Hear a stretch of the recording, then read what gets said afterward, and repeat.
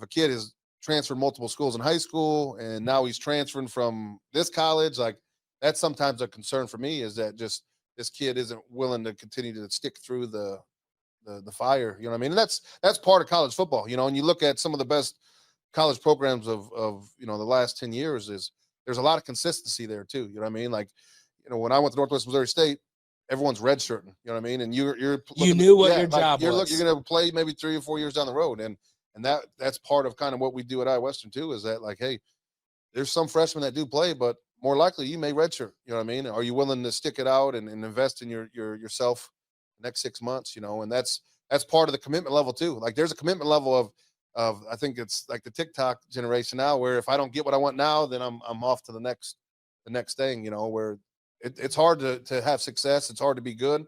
It takes time, and you got to put the work in. You got to earn it. You know what I mean? Like that's the part It's I not think. given. I think there's a lot of handouts, or people expect handouts, and at this level, when you go to play college athletics, no matter what sport it is, like you're not just gonna be handed anything. Like you gotta earn it. And that's the part where too these coaches get 2 or 3 years, or they're without a job. You know what I mean? So like they have to make sure they're doing the homework and making sure it's the right fit too, because I'm not going to recruit a kid that maybe has transferred 2 or 3 high schools.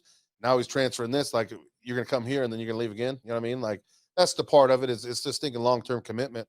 And that's the part I think we do a really good job of too. And is there's a lot of talented football players that we pass up on, and it's because we want kids that want to come to Iowa Western. If you don't want to come to Iowa Western, then That's okay. yeah, you know what I mean? Like that's fine. You could be a talented football player. And I think, we lose a lot of good football players in the recruiting process, but at the same time, I think our program's built off of consistency and commitment of who wants to play for Iowa Western. You know what I mean? Well,